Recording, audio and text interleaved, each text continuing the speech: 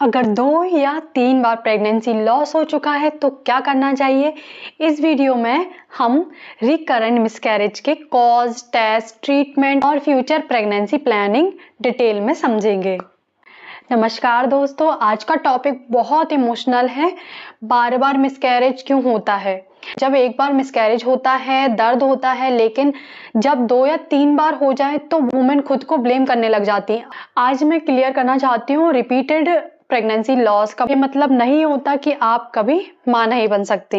Repeated miscarriage क्या होता है, पहले हम ये समझते हैं। मेडिकल लैंग्वेज में अगर 2 से 3 कॉन्सिक्यूटिव मिसकैरेज हो जाएं तो उसे कहते हैं रिकरेंट प्रेगनेंसी लॉस, आरपीएल। इस स्टेज पर प्रॉपर इवोल्यूशन जरूरी होता है। कितने केसेस में कॉज मिलता है? ऑलमोस्ट 50 to 60% केसेस में क्लियर कॉज मिल जाता है। बाकी केसेस में कभी एग्जैक्ट रीजन नहीं मिलता, फिर भी ट्रीटमेंट से हेल्दी प्रेगनेंसी पॉसिबल होती है। Major cause of repeated miscarriage, chromosomal problem most common early cause होता है। कभी कभी बेबी के क्रोमोसोम्स में एबनॉर्मेलिटी होती है, नेचर खुद प्रेगनेंसी को कंटिन्यू नहीं करती। टेस्ट हमें कराना चाहिए, पेरेंटल कार्योटाइप टेस्ट, और हार्मोनल प्रॉब्लम्स अगर होती हैं तो प्रोजेस्टेरोन डेफिशिएंसी होती है, थायराइड डिसऑर्डर होता है, अनकंट्रोल डायबिटीज होती है एंड पीसीओएस होता है। हार्मोन्स प्रेगनेंसी को सपोर्ट करते हैं, अगर इम्बैलेंस हो तो प्रेगनेंसी सस्टेन नहीं होती है। अगर हार्मोन्स का अपन टेस्ट कराना चाहें तो इसमें टीएसएच थायराइड के लिए, एचबीए1सी शुगर के लिए और प्रोजेस्टेरोन लेवल का भी टेस्ट होता है एंड पीसीओएस एवोल्यूशन जरूर करें। यूट्राइन स्ट्रक्चरल प्रॉब्लम, अब इसको समझते हैं। कभी कभी ये भी कॉज होते हैं, कभी यूट्रस का सेफ एबनॉर्मल होता है, example septate uterus, bicornuate uterus, fibroid adhesions. इसके लिए हम टेस्ट क्या कर सकते हैं? 3D ultrasound, HSG and hysteroscopy. Fourth इसमें कॉज हो सकता है इम्यूनोलॉजिकल या ब्लड क्लॉटिंग डिसऑर्डर। बॉडी कभी प्रेगनेंसी को फोर्जन समझकर रिजेक्ट कर देती है, और इसमें एग्जाम्पल्स होते हैं एंटी फॉस्फोलिपिड सिंड्रोम, एपीएस। इसमें टेस्ट होते हैं APLA profile, ANA profile and lupus anticoagulant.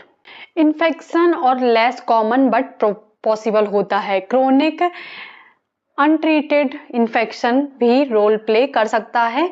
And lifestyle factors की बात करें तो smoking, alcohol, obesity and severe stress pregnancy loss का रिस्क बढ़ा सकते हैं। एक इम्पोर्टेंट बात, रिपीटेड मिसकैरेज का मतलब ये नहीं कि आप वीक हो, ये आपकी गलती नहीं होती है। सेल्फ ब्लेम सबसे हार्मफुल चीज होती है। Investigations plan step by step मैं बताती हूँ। अगर 2 या 3 लॉसेस हो चुके हैं तो डॉक्टर ये एवोल्यूशन करता है, blood test, thyroid, sugar, clotting, ultrasound, uterine scan या फिर genetic testing, husband evaluation, sperm DNA या फिर फ्रेगमेंटेशन इफ नीडेड। ट्रीटमेंट हम इसमें क्या ले सकते हैं? हार्मोनल कॉजेस के लिए progesterone support, thyroid, sugar, stick control and APS low dose aspirin plus heparin. Septum के लिए सर्जिकल करेक्शन जरूरी है एंड पीसीओएस के लिए बेड कंट्रोल एंड मेडिकेशन।